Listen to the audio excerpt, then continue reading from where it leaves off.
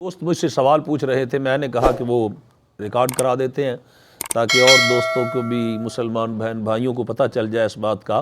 وہ سوال یہ تھا کہ کیا قبروں پہ پھول ڈالنا جائز ہے، اور قبروں پر وہ جو اگربتی ہوتی ہے اسے سلگانا جائز ہے یا نہیں جائز؟ تو میں عرض یہ کروں گا کہ حدیث پاک میں ہے، سرکار دو عالم صلی اللہ علیہ وآلہ وسلم اپنے صحابہ اکرام کے ذریعے کے ساتھ ہمراہ کہیں جا رہے تھے تو سرکار قبروں میں سے گزرے۔ حضور صلی اللہ علیہ وسلم نے دیکھا اور فرمایا صحابہ اکرام کو کہ یہ جو دو قبریں ہیں ان کو، قبر والوں کو، اہل قبور کو عذاب ہو رہا ہے، اور فرمایا کسی بڑی بات کی وجہ سے، بڑے گناہ کی وجہ سے عذاب نہیں ہو رہا، بلکہ ایک ایسا ہے کہ جو چغلی کرتا تھا، چغل خور تھا، اور دوسرا وہ ہے جو پیشاب کے چھینٹوں کا پرہیز نہیں کرتا تھا۔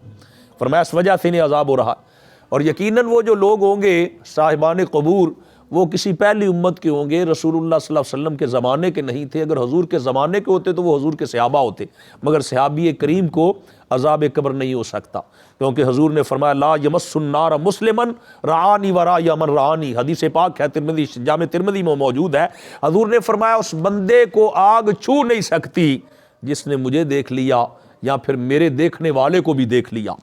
جس نے ایمان کی حالت میں، حضور نے فرمایا، مجھے دیکھ لیا اور میرے کسی صحابی کی بھی جس نے زیارت کر لی، میرے آقا کونین نے فرمایا اسے ہرگز جہنم کا عذاب نہیں ہو سکتا، آگ اس کے قریب بھی نہیں آ سکتی۔ تو یقیناً وہ پہلی کسی قوم کے، بنی اسرائیل کے یا اور ہوں گے جن کی وہ قبریں ہوں گی۔ تو حضور نے فرمایا ان دونوں کو عذاب ہو رہا ہے۔ پھر کیا کیا؟ صحابہ فرماتے ہیں کہ حضور صلی اللہ علیہ وسلم نے ایک کھجور کی ٹہنی توڑی، شاخ توڑی، اسے درمیان میں سے چیر دیا، دو کر دیا۔ ایک رسول اللہ صلی اللہ علیہ وسلم نے ادھر لگا دی قبر پہ، اور ایک سرکار دو عالم صلی اللہ علیہ وسلم نے ادھر لگا دی۔ تو صحابہ اکرام نے عرض کیا یا رسول اللہ، یہ جو آپ نے کام کیا ہے اس کا کیا فائدہ ہوگا؟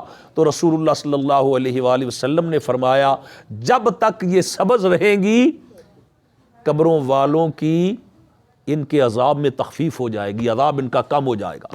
علماء نے فرمایا وہ اس لیے کہ جو سبز شاخیں ہوتی ہیں وہ اللہ تعالیٰ کی تسبیح کرتی تو دنیا میں، زمین و آسمان میں جو بھی چیز ہے وہ اللہ تعالیٰ کی تسبیح بیان کرتی ہے، اللہ کا ذکر بیان کرتی ہے، لیکن فرمایا لم یہی بسا، جب تک یہ خشک نہیں ہوگی، فرمایا ان کے عذاب میں تخفیف رہے گی۔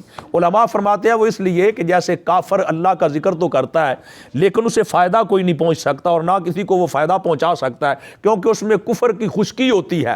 لہذا اسی طرح ہی فرمایا جب تک یہ خشک نہ ہوگی، جب خشک ہو جائیں شاخیں، تسبیح تو وہ اس وقت بھی کرتی ہوگی، مگر خشک چیز کی جو تسبیح ہے وہ کسی کو فائدہ نہیں پہنچا سکتی۔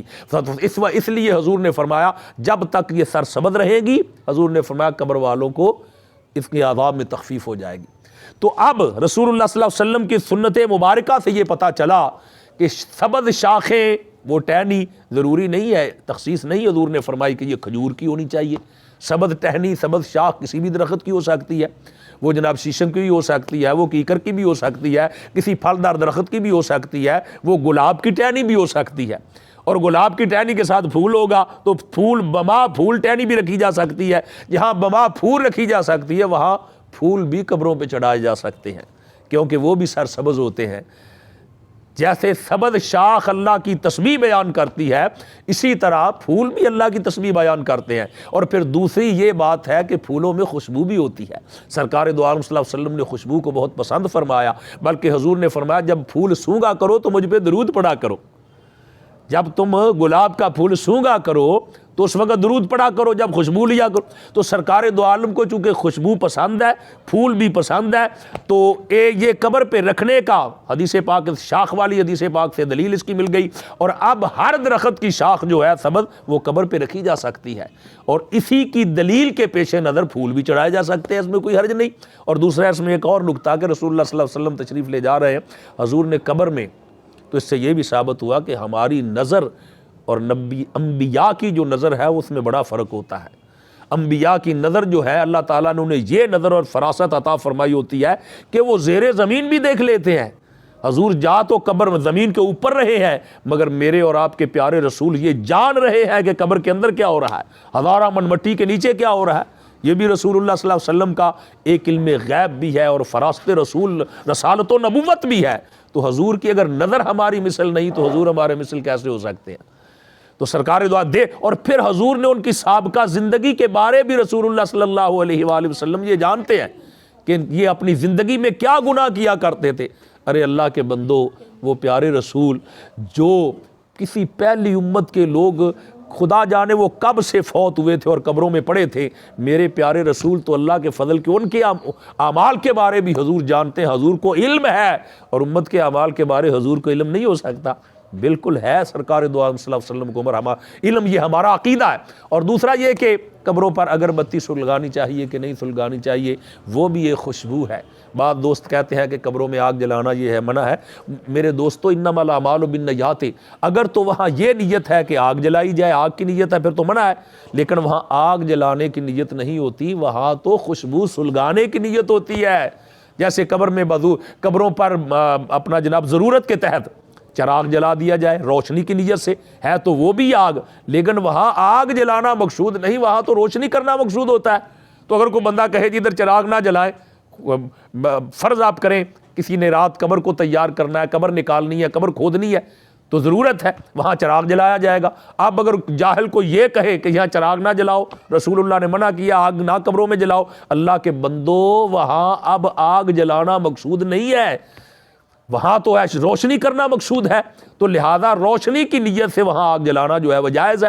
اسی طرح اگر بتی آگ جلانا مقصود نہیں ہوتا، وہاں خوشبو سلگانا مقصود ہوتا ہے. اور خوشبو پیارے نبی صلی اللہ علیہ وسلم کو بالکل بہت زیادہ پسند سی اپنی زندگی میں. تو اب یہ ثابت ہو گیا کہ قبروں پر شاخیں سبز رکھنا بھی یہ بھی حضور کی سنت ہے، وہاں پھول ڈالنا یہ بھی سنت سے ثابت ہو گیا، اور قبرستان میں اگربتی سلگانا یہ بھی بالکل جائز ہے. علماء اکرام نے فرمایا اس میں کوئی اختلاف نہیں.